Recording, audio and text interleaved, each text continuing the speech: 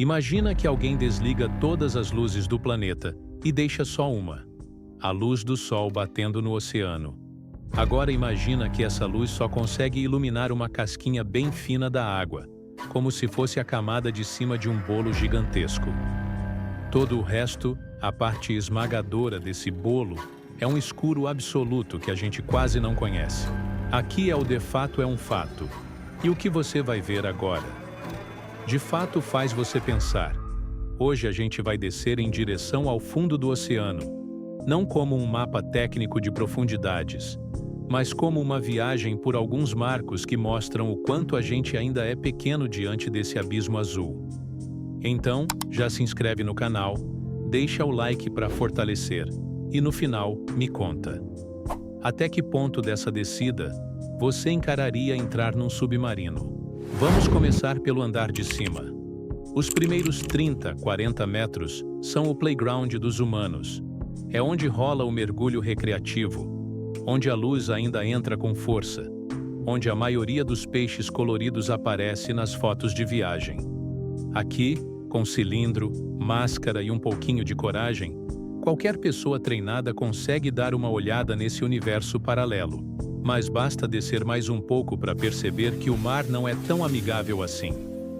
Perto dos 100 metros, o mergulho já vira coisa séria. O corpo humano começa a entrar numa zona em que qualquer erro pode significar descompressão errada, pulmão sofrendo, cérebro desligando. Mesmo assim, tem gente que decide testar o limite do próprio corpo e desce centenas de metros com um único fôlego, como se estivesse apostando contra a própria biologia. Enquanto a gente briga com os 100, 200 metros, tem morador do oceano que nem liga. Grandes baleias, como a baleia azul, mergulham na casa dos 500 metros em busca de comida. E depois voltam como se nada tivesse acontecido. Para elas, é só mais um dia no escritório. Para a gente seria o limite do limite. A partir de uns 1000 metros, a situação muda de vez. A luz do sol simplesmente não chega mais aqui. Não é pouca luz, é nenhuma. Daqui para baixo, o oceano vive numa noite eterna. Se você fosse jogado nesse ponto sem proteção, a pressão esmagaria seu corpo em segundos, e o escuro seria tão absoluto que você nem veria a própria mão. E é exatamente nesse breu que começam a aparecer alguns dos seres mais bizarros do planeta. Peixes com dentes desproporcionais, corpos quase transparentes, antenas que brilham no escuro e estômagos que não deixam a luz escapar. Descendo um pouco mais, na faixa de 2.000 a 3.000 metros, rolam lutas silenciosas que a gente quase nunca vê.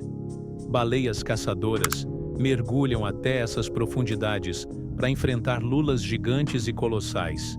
São animais que podem ter olhos do tamanho de um prato, bicos afiados e tentáculos cheios de ganchos. Muitas baleias voltam à superfície cheias de cicatrizes, marcas de batalhas que aconteceram nessas trevas onde a gente nem sonha em entrar.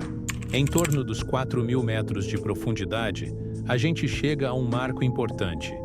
Essa é, mais ou menos, a profundidade média dos oceanos da Terra. Ou seja, se você pudesse andar pelo fundo do mar, em muitos lugares estaria caminhando nessa altura. A pressão aqui é absurda. São milhares de quilos esmagando cada pedacinho do seu corpo, como se vários caminhões estivessem empilhados sobre você. Mesmo assim, existem criaturas adaptadas para viver exatamente assim, como se esse inferno físico fosse a coisa mais normal do mundo. Mas o buraco é mais embaixo, literalmente.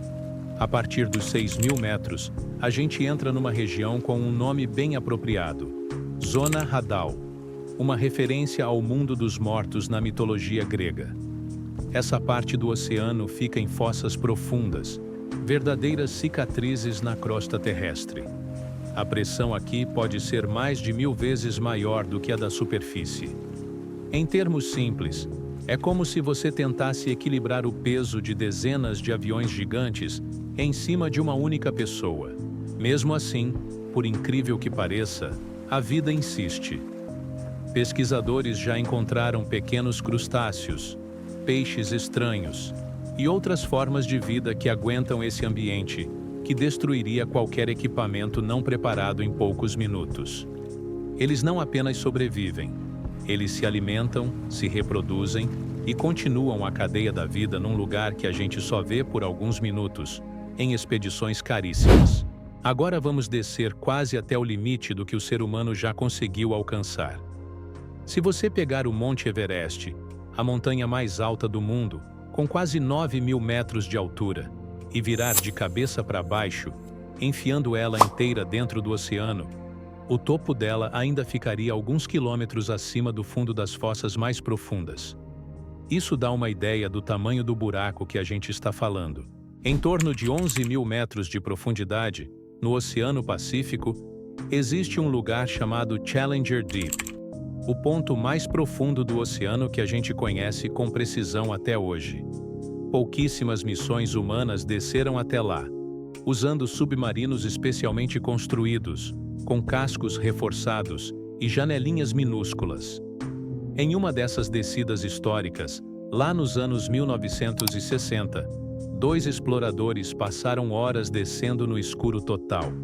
Tocaram o fundo por poucos minutos e tiveram que subir de volta às pressas depois de ouvir um estalo preocupante na estrutura. Imagina você a quase 11 quilômetros de profundidade, ouvindo o casco do seu submarino estalar. Para ter uma noção mais simples, essa profundidade é parecida com a altitude em que um avião comercial costuma voar. A diferença é que, em vez de você olhar pela janela e ver nuvens e o chão lá embaixo, aqui você estaria cercado por milhões de toneladas de água em todas as direções. É o tipo de lugar onde o ser humano não pertence, mas insiste em chegar, nem que seja por alguns minutos.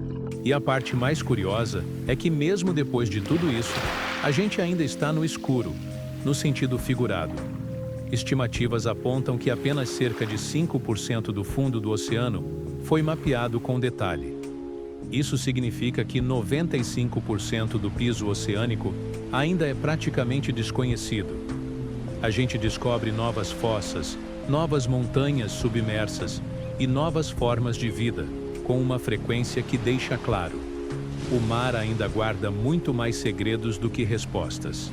No fim das contas, a gente conhece melhor a superfície da Lua e de outros planetas do que o próprio fundo do oceano da Terra. 3/4 do nosso planeta são água, e mesmo assim, vivemos como se o oceano fosse só cenário de praia e fundo de tela de computador. Se você chegou até aqui, comenta "Eu mergulho fundo", para eu saber que você desceu comigo até o final dessa viagem. Me conta também, qual parte dessa descida te deu mais arrepio? A escuridão eterna, a pressão absurda, ou a ideia de que quase não sabemos nada sobre o que tem lá embaixo?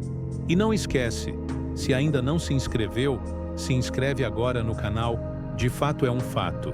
Ativa as notificações e deixa o like para esse vídeo alcançar mais gente. Aqui, o que a gente conta, de fato é um fato. A gente se vê no próximo vídeo.